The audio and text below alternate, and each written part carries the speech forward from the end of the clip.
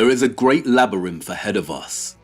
When you set out on a journey, you never really know how it will turn out. You plan, organize, and set an end goal. But if it's a true journey, then the world and passing time will have its way, and unforeseen change may occur.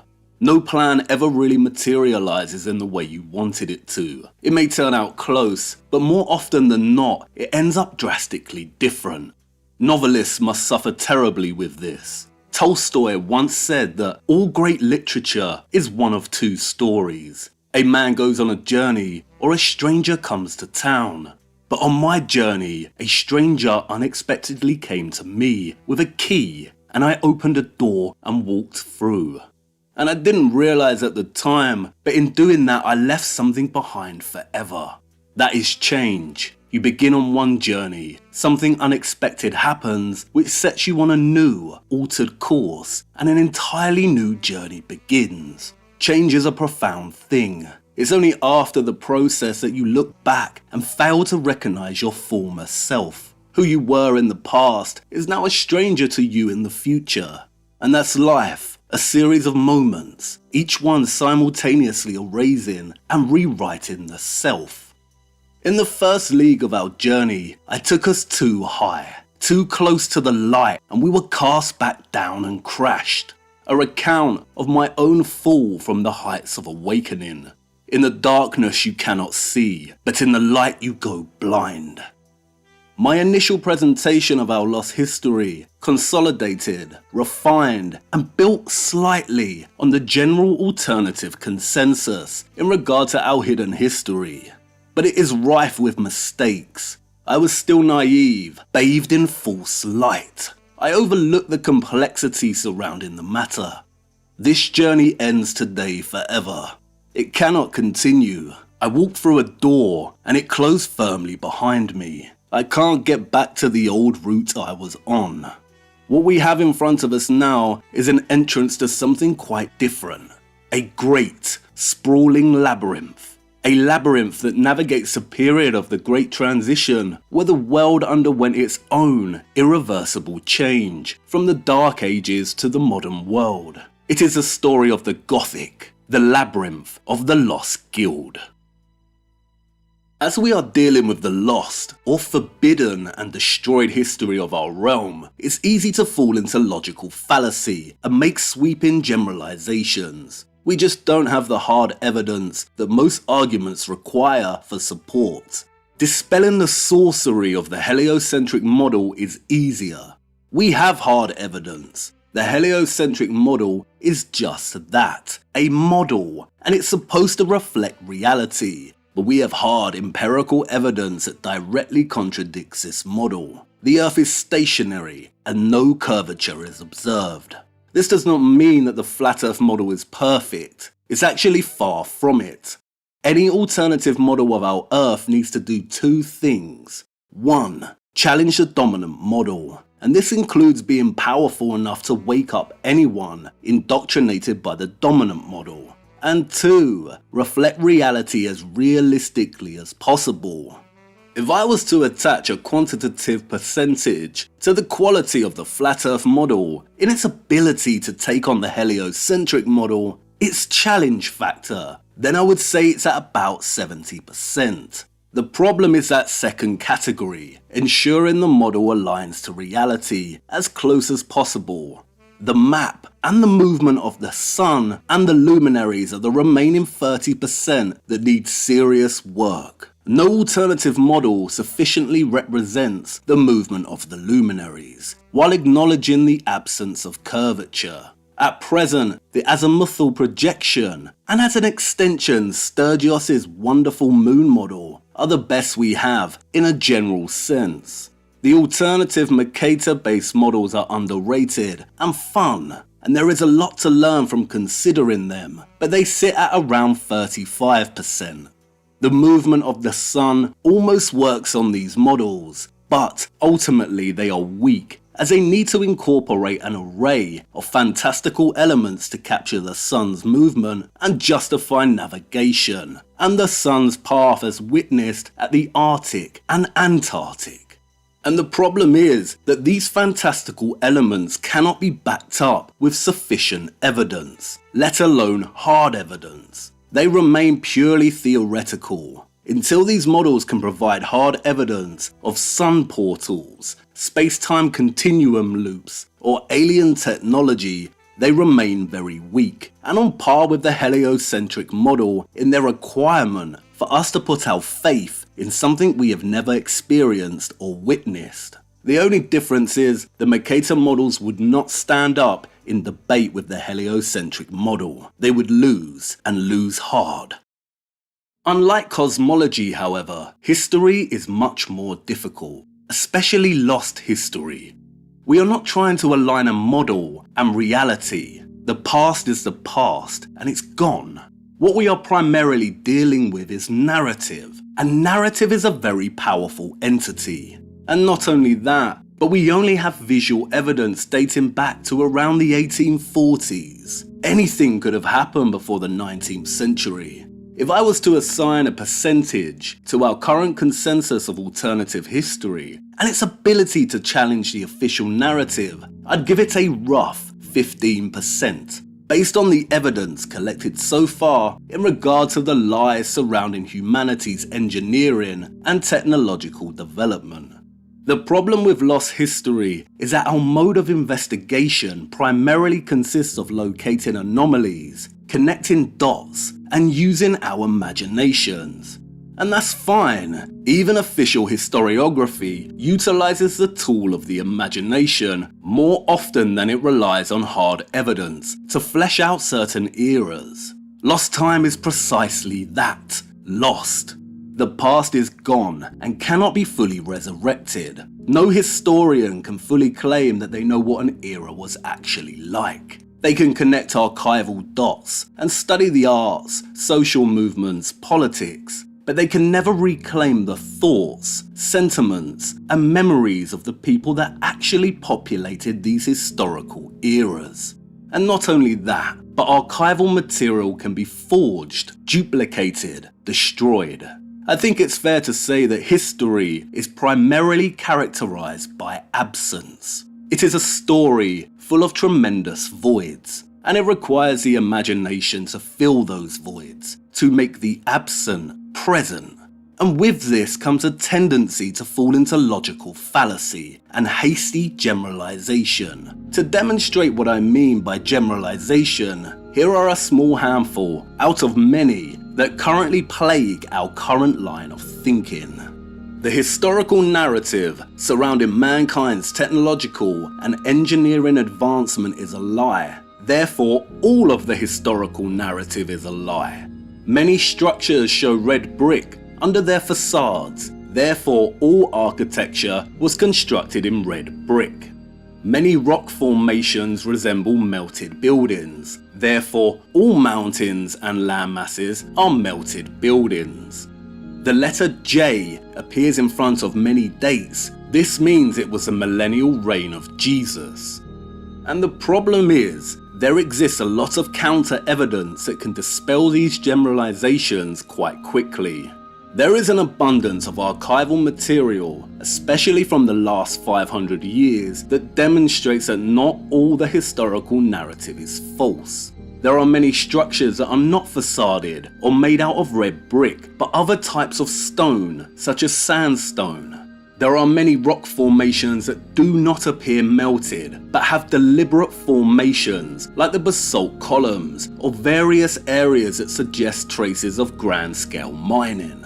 And if you get out and examine many of these structures, then you come to realize that there are many instances of J being used in dates that do clearly indicate it was a substitute for the number 1. The reason it's important for us to refine and nuance our argument away from hasty generalization to a position that handles the complexity of the matter is because it can ultimately hurt us. And we have already shot ourselves in the foot. We have fallen into the trap of writing off the entire historical narrative due to obvious lies surrounding the history of humanity's engineering capabilities. What we have done instead is make claims that the entire narrative and all the characters that populate it are potentially fake. And this is bad. The boomerang will whistle back soon enough and hit us in the teeth. And don't misunderstand me, it's likely that a tremendous amount of it is fake. But if you enter a debate with a historian or professor of architecture and claim that all of history prior to the 19th century is a lie, they won't only win, but they will laugh in your face. The more hasty generalizations we make, the more stupid we end up looking. And don't get me wrong, I love a hasty generalization as much as the next fella. I'm not on my high horse here. In fact, I love it so much that I made the worst hasty generalization of them all. We see similar structures all over the world. Therefore, they belong to one whole unified civilization. That right there is not just a fallacy, not just a premature generalization, it's a sin. And I should have been called out for it from the start. I should have been ridiculed and put in my place. How could I have been so utterly stupid? And it matters so much. It was irresponsible, and now I feel a colossal responsibility. Firstly to you, viewer, my companion, and secondly to those of the past. And it's all my fault. After all, only fools rush in. But perhaps some will relate to my story. As I left the dark and entered the overwhelming light of awakening, I was blinded. The transition from dark to light is so abrupt, your eyes don't have time to adjust. It obscures one's reasoning. We pride ourselves on not being sheep, on not regurgitating the stories that indoctrinate so many minds of those amongst us. And yet we still have a tendency to do this, albeit in a different way, under the mindset of being awake. Never ever adopt the mindset that you have all the answers, especially when dealing with lost history. This is hubris, and the world will have its way eventually and make a fool of you. After I entered the light, I did just that, regurgitating claims that I'd heard elsewhere, and not retaining an objective, distant stance when investigating our history. And how many of us have done this? Taken something at face value and then gone on to echo this information elsewhere, and not test the information's validity or apply critical thinking to its claims. And I've had to learn the hard way. My conscience is now a burden that nags at me throughout the night. We see similar structures all over the world. Therefore, they belong to one whole unified civilization. What a fool. Who the hell do I think I am? And you might want to say, it's fine. Come on now, don't be so hard on yourself. We all get it wrong sometimes. And that's true. But making a generalization like that is not without consequence. Really think about it. Who suffers from a statement like that? To illustrate my point, let me share with you an experience I had last year that gave me such agonizing cognitive dissonance. And this time it was different. My dissonance was not there trying to protect everything I had learned since childhood, but it was trying to protect my newly acquired light, my awakening. And it was on that day that I had a kind of reawakening, a challenge to the light that eventually led me down a path in search of clarity.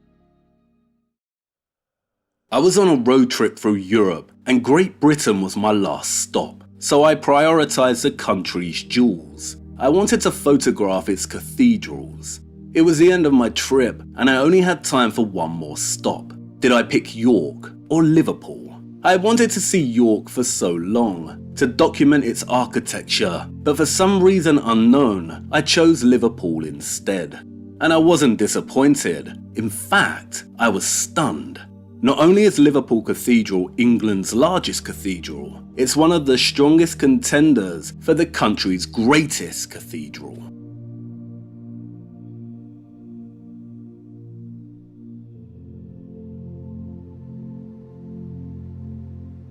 I had never seen arches quite like this before. I felt completely dwarfed. The entire structure's gargantuan authority inspires, awes, and terrifies. My hands even started to sweat as I ventured up to the top of its tower. Although I stopped in amazement to see the 13 bells. The central bell, named Great George, weighs 14,000 kilograms. I spent my time snapping photographs here and there, proclaiming that this was glorious old world tech. That the quarried graveyard next door meant that it was a mud flooder. That it was a great impossibility. And as I entered the gift shop to see if they sold any photographic prints, a book caught my eye. The Building of Liverpool Cathedral. Come on then, I thought, let's have a good laugh. But when flicking through the pages, I came to learn that Liverpool Cathedral was actually constructed in the 20th century. It was one of the first real cathedrals to be built in England for 600 years, and the pages were full of photographs detailing its construction, brick by brick, stone by stone, arch by arch. There were images of masons at work,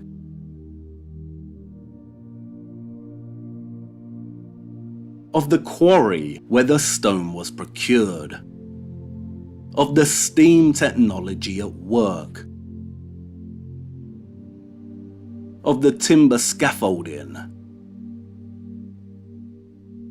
There were so many images, and they are not fake. I started feeling uneasy, but I reached for my wallet and bought the book. I struggled for hours on the journey home. That little book from the gift shop haunted my mind. I couldn't find a way to justify the construction of this structure. Building a standard church is one thing, but a grand cathedral like this, I thought it an impossibility, but there it was, standing tall and telling its tale. Liverpool Cathedral was completed in 1978. Still, to this day there are Liverpudlians that remember its construction. I spoke to a couple of them while I was there. They are so proud of their accomplishment, and so they should be. What an achievement. I couldn't even claim that it was a cheap knockoff. Like I said, it's one of the greatest cathedrals in England. It doesn't just earn its place next to the great masterpiece cathedrals of the country, but it tells them to move over. I couldn't even say that it was a miniature replica. It's absolutely enormous, the biggest in the country, and as the construction photographs proved, giants did not have a hand in building it, just fine Liverpudlians of normal human size. Imagine that, a grown man trying to find fault in something way beyond himself just to justify an argument he had made. Shameful. Dissonance tends to make you dizzy and recoil, and I did just that. My trip did not end with a bang, but a whimper. I even started becoming delusional, anything to suggest there was a lie present in the cathedral's story. Perhaps the cathedral was a front, and it was secretly working as technology, I said to myself, generating energy from the ether. There is nothing more ridiculous than watching a grown man battle with dissonance. But a couple of coffees later, I got over my dissonance and finally admitted it to myself. Liverpool Cathedral was evidently just that, a cathedral, a place for Christian worship, and it was the strong Liverpudlian spirit and talent that built this structure. The Liverpudlians had done something that hadn't been done in such a way in England for 600 years. They achieved the impossible. Imagine that. We see similar structures all over the world. Therefore, they belong to one whole unified civilization.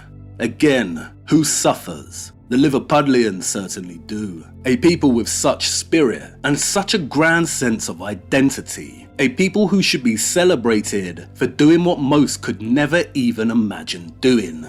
Just because there is a lack of photographic evidence before 1840 does not mean a nation's people did not build these structures. And here's the crux, one of the most important questions I will ever ask you. Have you become accidentally complicit in an act that could potentially erase not only your own history, but also those of other nations? I did exactly that when I made one seemingly harmless, stupid generalization. Have we looked into the history of these structures enough to make any kind of assertion that an entirely different people and society built them? Has your investigative pursuit become so stagnant, lazy, and selective that you find yourself deliberately ignoring instances such as the construction of Liverpool Cathedral? Mine had. What a mistake. What a sin, and an unnecessary one. Do not repeat my mistake, and I need to right this wrong. I plan to demonstrate that these structures were not put up at the hands of some mythical, one-world unified civilization. It's so important not to be hasty and come to a generalized conclusion when looking into the origin of these structures. I really mean it. Let me try and put it another way to emphasize what I mean by this. We reject this, don't we? Why? Because of the potential for injury or even physical erasure as a result. But then we accept and promote something like this. Are we that blinded by the light that we cannot see how they are one and the same thing? One could potentially erase your physical being, and the other, whether intentionally or not, has a potential to cause injury or even erase your history. It does not take much reading and digging to know that a claim like a one-world civilization is not the answer. James W. Lee's book, The One World Tartarians, the greatest civilization to be erased from history, which can be viewed as a broad summary of the consensus I am referring to, is a powerhouse of reductive, simplistic generalization that dismisses and erases Europe's entire history in favor of a utopian lie, with little to no evidence to support its claims. Tartaria is not the answer. This is not the answer. No. In one of their many brilliant articles on stolen history, Dreamtime hits the nail on the head. In reality, Tartaria was simply a geographic area in Asia. It was part of the Old World, but it wasn't exclusively the Old World. To this date, not a single proof has been presented why this geographically limited region in Asia called Tartary was worldwide. I couldn't agree more. Tartaria's history as a nation and as a people is important and intertwined into the larger historical story of the Middle Ages, but it is not the sole answer. It does not even come close to doing the matter justice. Not only does repeating an argument like James Lee's make us look stupid, but drowning an entire nation's, let alone the entire world's history in Tartarian ink has a potential to be very damaging. The etymology of the word Tartaria is hell. I would like to hear Lee's justification as to why he thinks it's appropriate to try and rewrite European, Indian, Asian, and African history as Tartarian, or write our entire world history as globalist, because that's what this type of approach is, globalist revisionism. And I naively promoted it, and I have no justification for my actions. I made a mistake. And I know what you perhaps might say. It's more of a placeholder, just a word we use to describe these kind of structures. Perhaps, but that kind of reasoning is a half-baked argument at best. It is an attempt to cling on to an incorrect and potentially damaging argument and redesignate it as having some kind of worth or usefulness, which it does not. There is an abundance of empirical and written evidence testifying to the differences between Gothic and classical architecture, and this distinction is a basic architectural difference. There are many more differences between these magnificent structures. The use of a word like Tartarian as an adjective to describe these structures is completely wrong in every sense and cannot be justified via any argument. And not only is it wrong, it's nonsensical and weakens our position. Again, it makes us look stupid. Think about it. If you describe Liverpool Cathedral as Tartarian, you are effectively calling it Mongolian or Asian. Is it really the most suitable adjective? Is there enough evidence to call cathedrals like Durham, York Minster, and Salisbury Mongolian? And you might say, but the history surrounding Tartaria has been so suppressed, it had to be them. Well, by that logic, why stop at Tartaria? Many nations have suppressed histories, some much more so, you could argue. Why not describe this style of architecture as Brazilian, Indian, or go even further and call it Parisian or Venetian? Describing something as Tartarian is just as useful as describing it as Irish. It tells us nothing unless it is actually Tartarian or Irish. And what does it do instead? It displaces the actual heritage of the people who did actually have a hand in constructing these structures. Liverpool Cathedral is not Mongolian. It was built by Liverpudlians, just as Notre Dame was built by the French and Cologne Cathedral was built by extremely talented Germans. I cannot emphasize it enough. This kind of hasty generalization and linguistic suggestiveness of a unified civilization has a potential to be so damaging. In our current time, words like Tartarian should not be tolerated. And yet it's strange, isn't it, that during such a time that this word could become so prevalent. Now more than ever, it is vital to stand up for our nation's history and to exercise high caution when it comes to accepting any hasty generalization. I made a grave mistake and take full responsibility, and which from now on will attempt to rectify. Back to Liverpool Cathedral. Once I had gotten over myself, I realised that I actually felt quite chuffed. Liverpool Cathedral was hard evidence of the amount of labour, planning, engineering and industrial capability it takes to build one of these giants. It took the Liverpudlians 74 years to build, and that's post-industrial revolution. So the historical narrative surrounding the construction of so many structures of the past was most certainly very questionable. It took our ancestors in the Middle Ages a mere 7 to 10 years to completely rebuild Canterbury Cathedral, and I could now see the problem in front of me. I had presented a bad, lazy, and hyper-simplistic argument that could be debunked very easily and failed to do the subject any kind of justice. I spoke about the old world as if there were not centuries between some of these structures. A tremendous amount can change in a century, even in quarter of a century. See for yourself. I spoke about these structures as if there were not very evident stylistic differences between them. There are so many differences. The Gothic and the Classical are just two of many. I spoke about a reset as if there was just one. I spoke about the mud as if it was just one isolated incident or cataclysm. In making hasty generalizations, I had set myself up for defeat. Our alternative historical model or approach is very weak and offers no real challenge to the official story.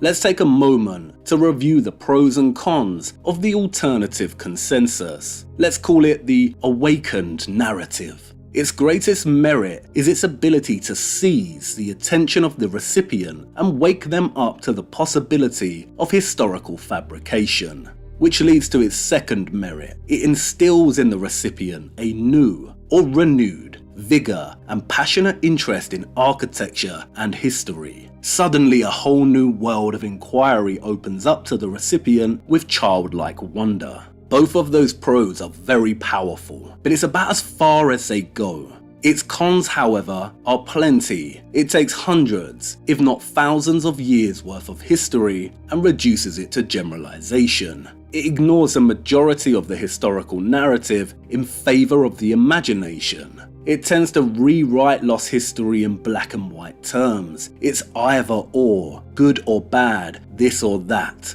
It tends to favour globalist revisionism and accidentally ignores or erases huge national groups from its vision.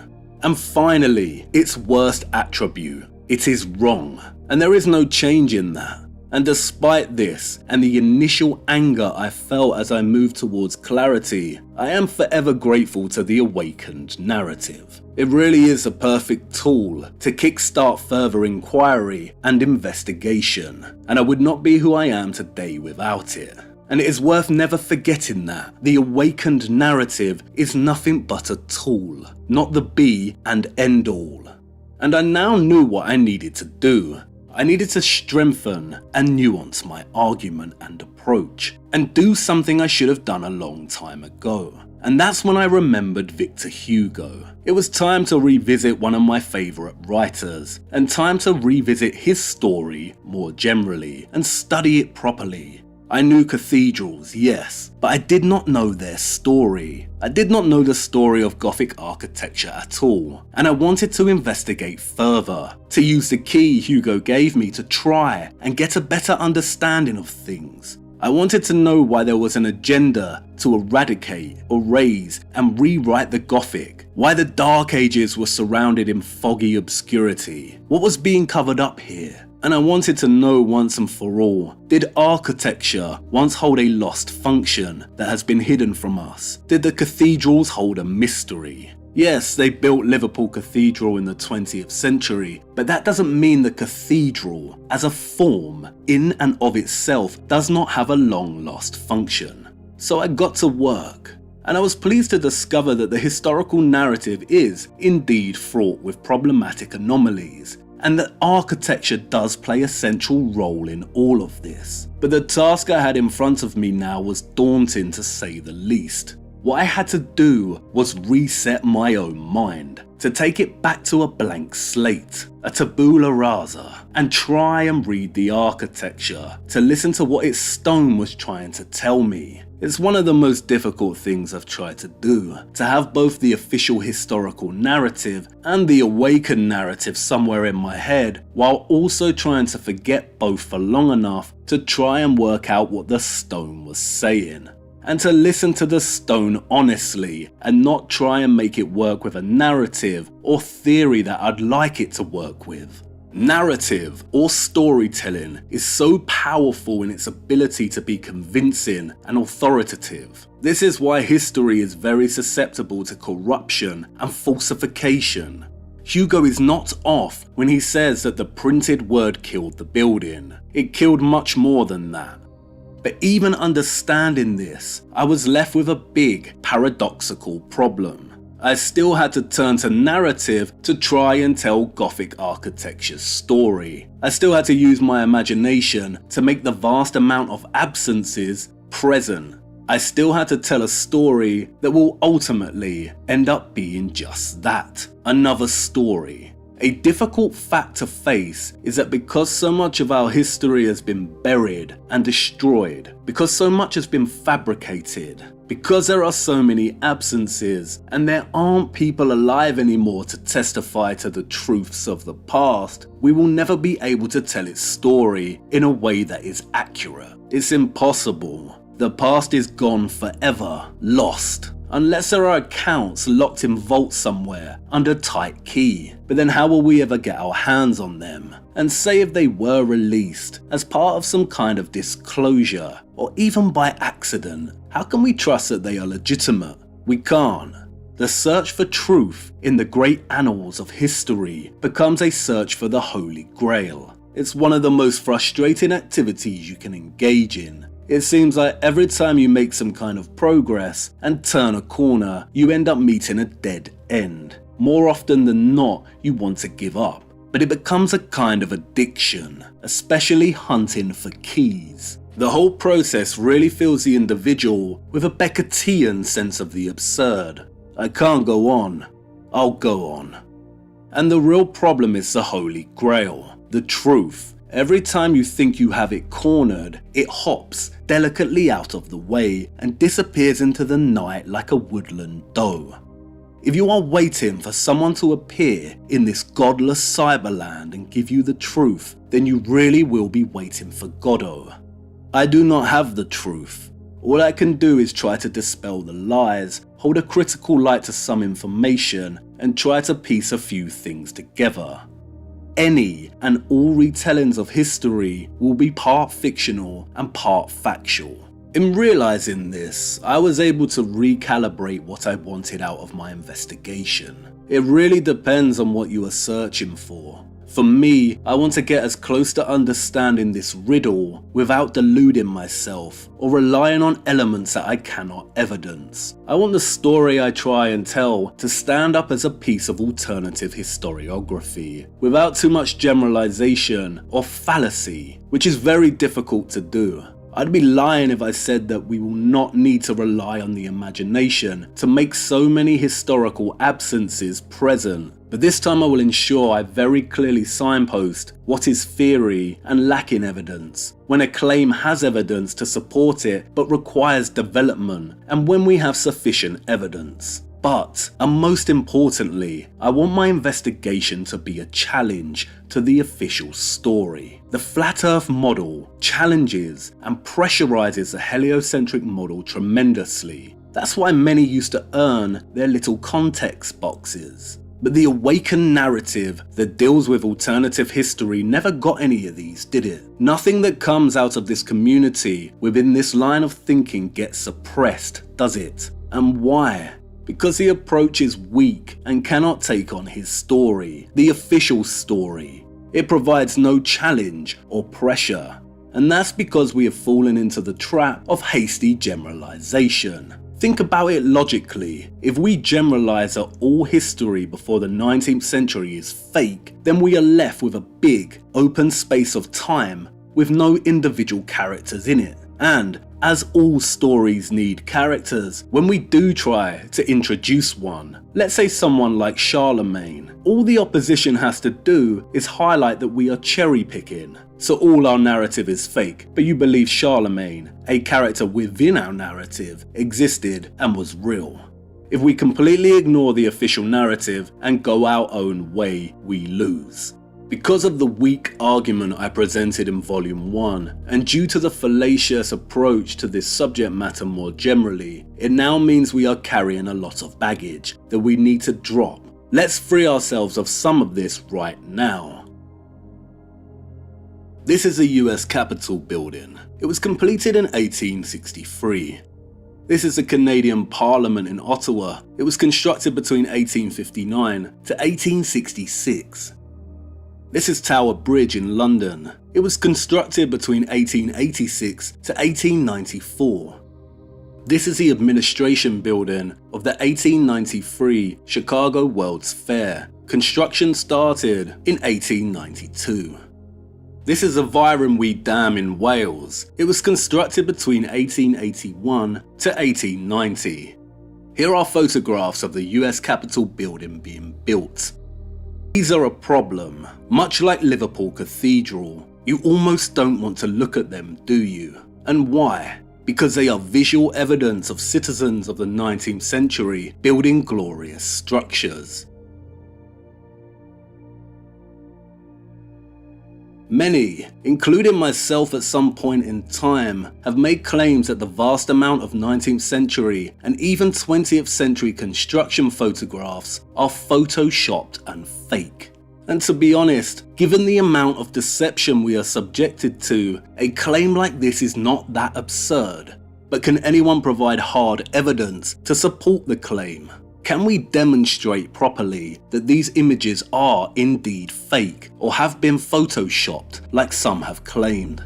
I don't think we can, and that's problematic. It means our argument is weak. Can we make a case for them being staged photographs? That there are big visual omissions and absences in regard to the means in which these structures were actually constructed, and how the materials for their construction were procured and prepared?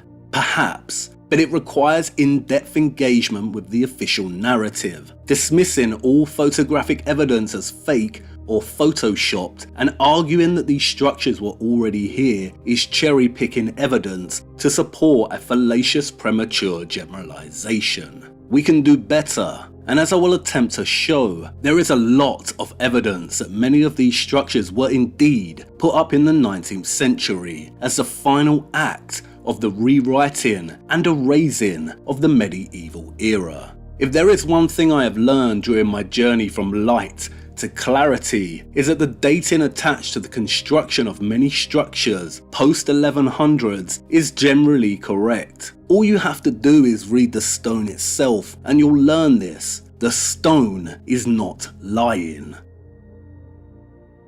As I said before, due to the nature of the type of lies we are dealing with, primarily suppressed and lost historical narrative, there is a tendency to make hasty generalizations, but there is also a tendency to turn to the fantastical.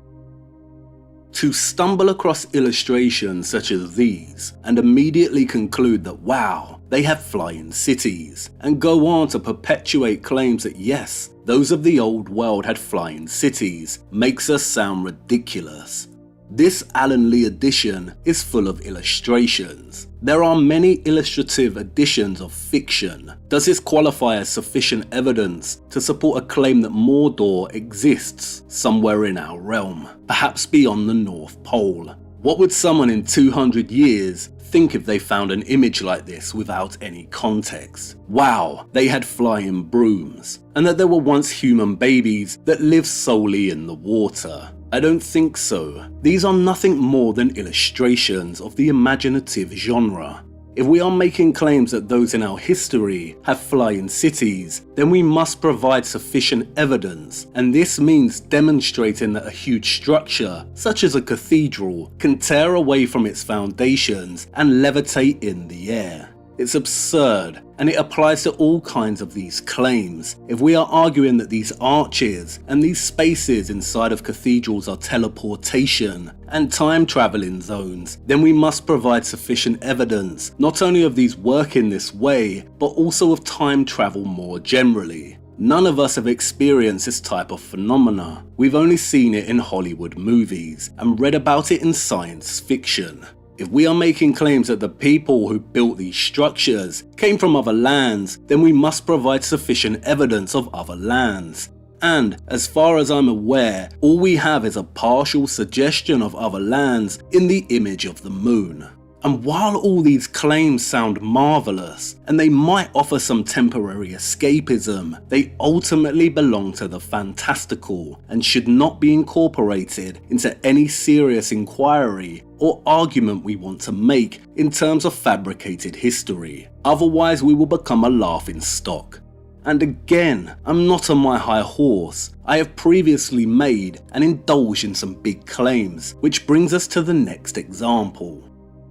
Up until now, I have made claims that many of the old and magnificent structures we find across our realm were originally created to serve the function of energy generation, that they held a technological role in the production of energy. The theoretical model I presented built slightly on the work of my favourite enigmatic Russian, James W. Lee, John Levy, Martin Liedtke, Marcel Ramelho, and others. But up until now, it is nothing more than a theoretical model, based primarily on resemblance and smaller isolated connections. Many aspects of these structures, their geometry and form, resemble patterns of electromagnetic energy, and there are instances, primarily linguistic, that hint at a connection between architecture and energy production. It is now time, however, to try and evidence this claim, otherwise the argument will be classified as pareidolia, the tendency for perception to impose a meaningful interpretation on a nebulous stimulus, usually visual, so that one sees an object, pattern, or meaning where there is none. And I made a terrible mistake. If I was playing chess with the official narrative, I sacrificed my queen a few moves into the game. I reiterated an argument that others before me made, that ether played a primary role in the relationship between architecture and energy without a single piece of sufficient evidence to back it up. How could I have been so stupid? I had spent so many hours debating with the heliocentric supporters in my life about the shape of the Earth, and my arguments would always come back to the requirement for them to provide sufficient evidence and demonstration of curvature, of gravity acting on water in such a way. And they never could, but I could demonstrate through many means a complete absence of curvature. And yet I go and rush in and talk about ether as if I had just activated Salisbury Cathedral's spire. Silly lad, you lost your queen before the game had really begun. The concept of ether is about as elusive and problematic as the concept of gravity. And I'm not saying ether doesn't exist, and civilizations in our history did not understand or harness it. On the contrary, I believe it does exist, but believing is not evidencing. I would have done much better to lead with something like plasma. But even then, I still cannot provide sufficient evidence of any piece of architecture working with plasma. In fact, there is a lot of evidence against this. Ether is problematic, and instead of offering us more routes into understanding architecture's potentially lost history, it actually closes a big door firmly in our face. Can anyone provide evidence of the ether and its connection to architecture? They cannot. I cannot. It is a theory. And because of this, we do run the risk of ether becoming the new gravity, the new lazy justification, the get out of jail free card. And my story should be a lesson for all. Never repeat a theory unless you can stand behind it with sufficient evidence. Ether is just one theoretical way of approaching these structures. But if we cannot evidence it and continue to argue for it, then what happens? Then our argument remains weak and we lose. Now what I will say is this: the concept of ether does play a role in the story of the Gothic and the Middle Ages, and we cannot dismiss it as complete baggage just yet.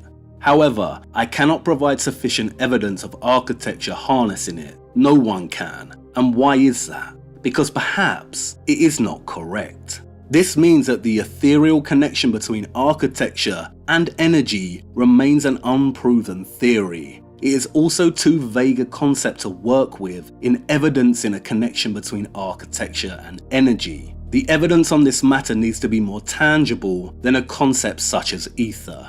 The ether architecture theory has become a wild fantastical claim of which I have contributed toward. And as it's now hindering our progress, I will be dropping this theory right here and pursuing different routes into investigating the potential hidden mysteries of architecture.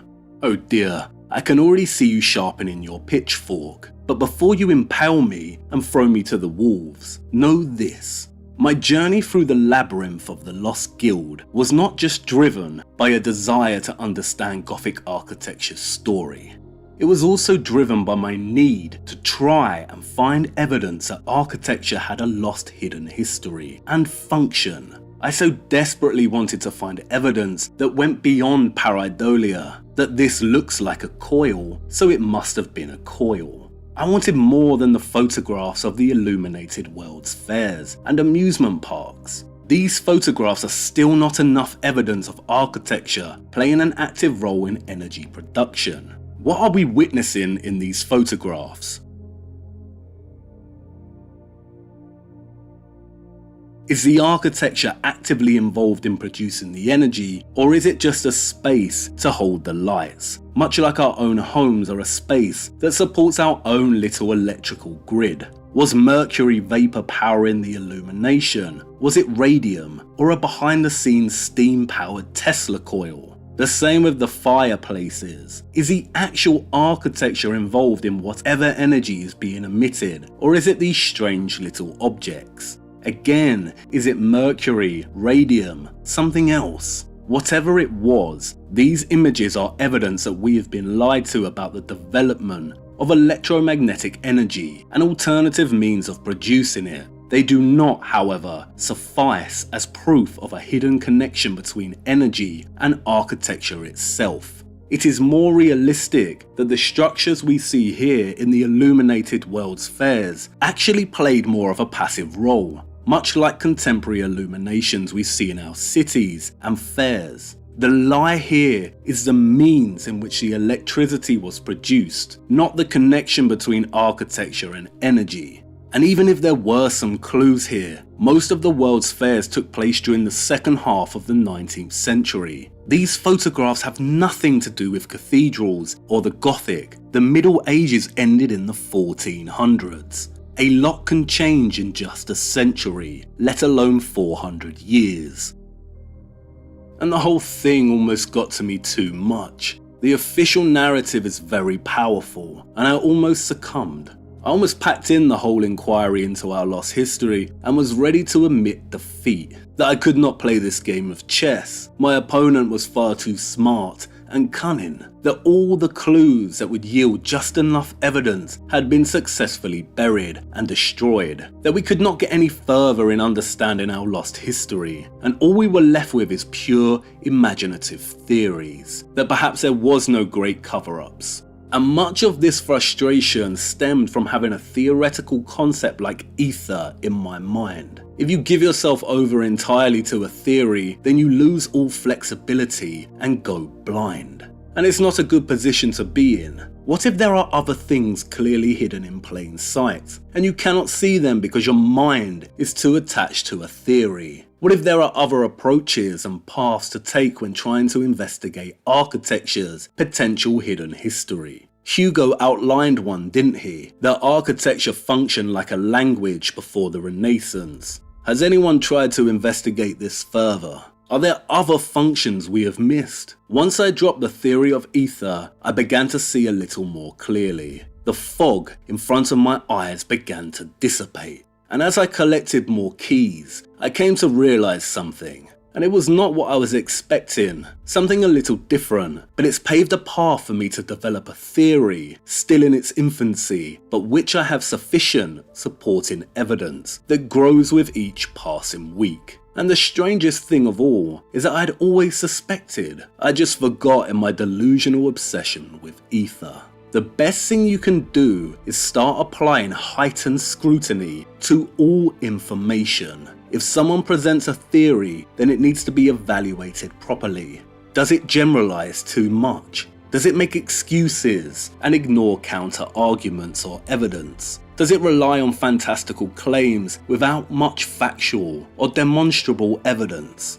And remember, resemblance does not count as primary evidence. It can only support evidence in a supplemental way. It may look like a magnet or a portal, but that does not mean it was one or ever acted like one. These claims need evidence, otherwise they are pareidolia. I think it's time to saddle up. The great labyrinth awaits us. Pardon, what's beyond the labyrinth?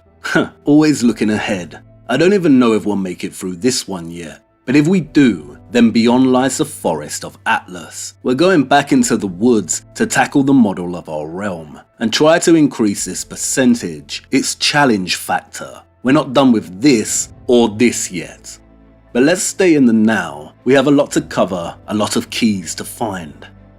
I hope you realize why I am drawing a line in the sand, why it's impossible for me to continue on the route I had planned.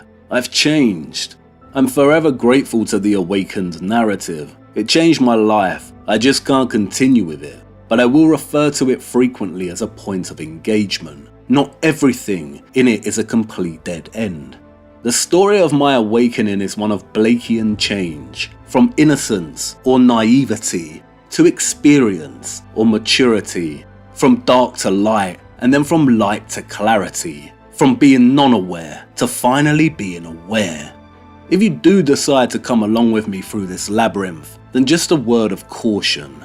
I will, at times, challenge the light in a way that may cause cognitive dissonance. And eventually we will come to a fork in the road that requires a choice. You can either stay in the light, which means you have traded one lie, the dark, for another, or you can move toward clarity, and with that brings more responsibility. I chose to pursue clarity the day I left Liverpool Cathedral. The labyrinth of the Lost Guild, my Uriah to the Gothic, to Europe, and to the United Kingdom in particular. In the darkness you cannot see, but in the light you go blind.